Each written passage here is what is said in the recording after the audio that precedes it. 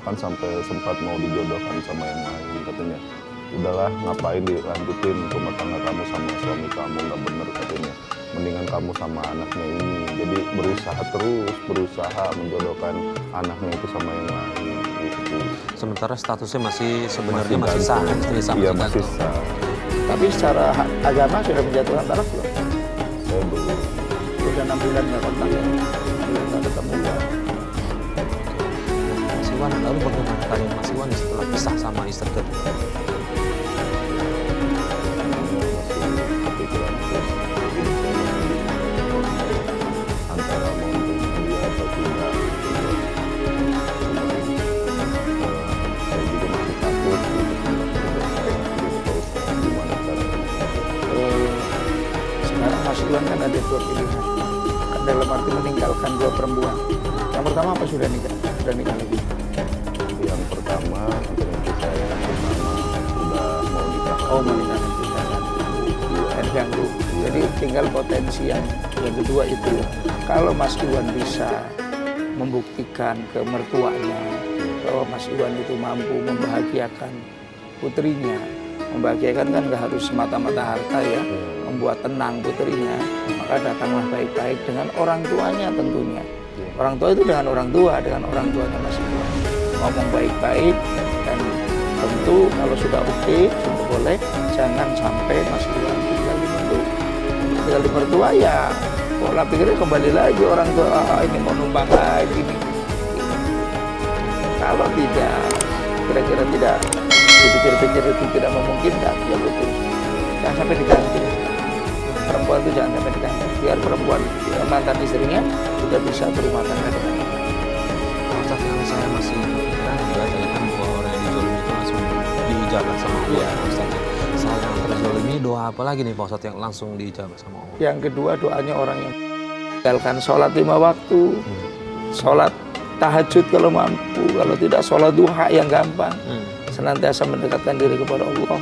Kalau kita sudah bertakwa, rezeki permasalahan kita diselesaikan oleh Allah, rezeki kita akan dilancarkan oleh Allah. Baik, Mas Iwan.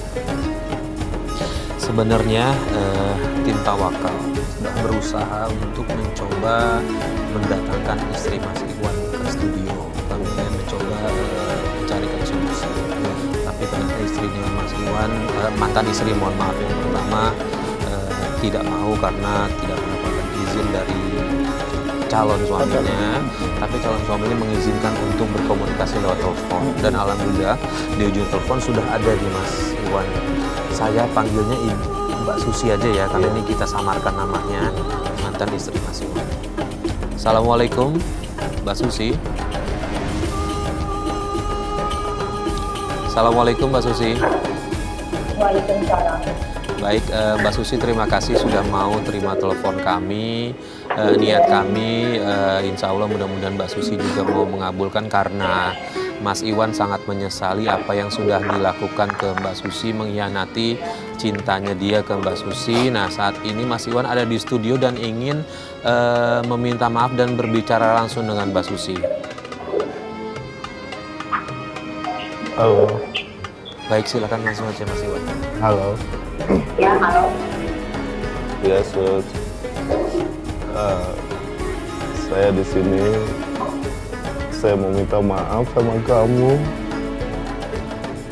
Selama ini saya sudah mengkhianati kamu. Dan saya benar-benar menyesal. Selama ini saya hidup susah. Apa yang kamu katakan dulu, itu selalu menghantui hidup saya. Dan itu terjadi. Saya minta maaf. Saya bertobat, saya minta maaf sudah mengkhianati kamu. Sama-sama begitu minta maaf. Kalau saya bersalah. Dan saya juga sebagai istri dan menjaga istri.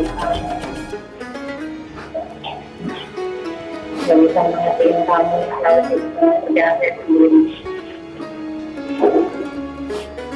Baik, Mbak Susi, intinya Mbak Susi mau memaafkan mantan suami Mbak Susi. Ya. Syukur alhamdulillah. Baik, Mbak Susi, kebetulan juga di studio sudah ada Bapak Ustadz Masruh ini, Mbak Susi. Mungkin Pak Ustadz ada yang mau disampaikan ke Mbak Susi, Pak Ustadz? Mbak Susi, yang jelas manusia itu tidak ada yang lepas dari dosa. Semua manusia itu pasti melakukan dosa.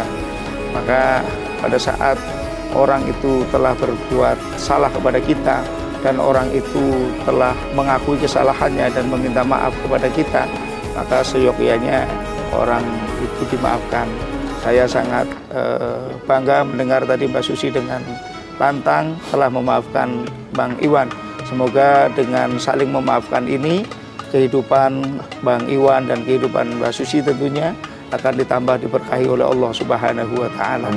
Karena orang yang bermusuhan sampai 3 hari saja tidak akan masuk surga ya Allah. La yadkhulunal jannata qati'un.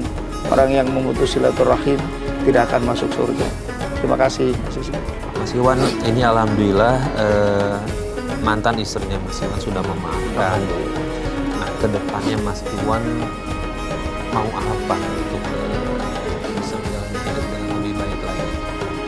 Ada harapan apa nggak ke depan? Ya, saya mudah-mudahan hidup saya lebih baik lagi, nggak seperti kemarin, nggak kesusahan lagi, dan saya benar-benar mau bertobat. Saya mau merubah diri saya sendiri menjadi lebih baik lagi. Pak Ustadz, terakhir Pak Ustadz, amalan apa terdekat yang harus dilakukan oleh Mas Iwan?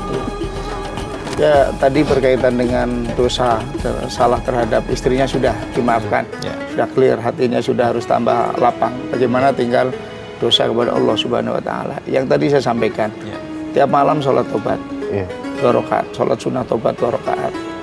Lalu perbanyak istighfar, sholat 5 waktu jangan sampai ditinggalkan. Insya Allah kalau kita dekat sama Allah, semuanya dimudahkan. Yang penting jangan jauh-jauh dari Allah, apalagi maksiat. Jauh saja akan susah hidup itu. Ya, jadi senantiasa istighfar terus. Dan kita istighfar, semua kemudahan akan didapatkan oleh kita. Dengan kita berbanyak istighfar, rezeki akan dialirkan oleh Allah untuk kita semua. Baik, terima kasih. Terakhir Pak Ustadz, kira-kira benang merah apa yang bisa disampaikan ke pemirsa di rumah dari kasus yang menimpa dari Mas Iwan ini, Pak Ustadz? Pertama, bahwa ujian berupa harta itu akan lebih membahayakan bagi orang. Maka dari itu, kalau kita sadar bahwa semua yang Allah titipkan akan kita pertanggungjawabkan, akan dimintain pertanggungjawaban di hari esok, maka kita akan mempergunakannya dengan hal-hal yang baik, kita pergunakan dengan hal-hal yang positif.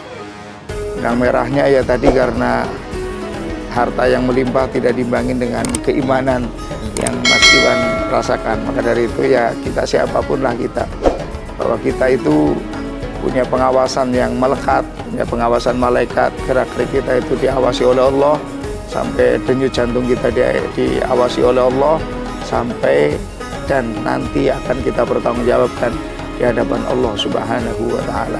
Wa may ya'mal misqala dzarratin khairan yarah wa may ya'mal misqala dzarratin syarran yarah. Baik Pak Ustadz, terima kasih atas tausiahnya dan juga nasihatnya untuk Mas Iwan. Mudah-mudahan Mas Iwan diamalkan apa yang tadi Pak Ustadz sampaikan, dilakukan setiap hari, dan mudah-mudahan kehidupan Mas Iwan jauh lebih baik lagi. Dan tetap bertanggung jawab sama anak-anaknya, itu yang paling penting. Terima kasih sudah berbagi cerita dengan kami, dan mudah-mudahan ini bisa menjadi inspirasi bagi pemirsa di rumah. Terima kasih Pak Ustadz. Sama-sama. Dan pemirsa, akhirnya sampai di sini Tawakal. Saya Farid Hasan undur diri. Wabillahi taufik wal hidayah. Wassalamualaikum warahmatullahi wabarakatuh.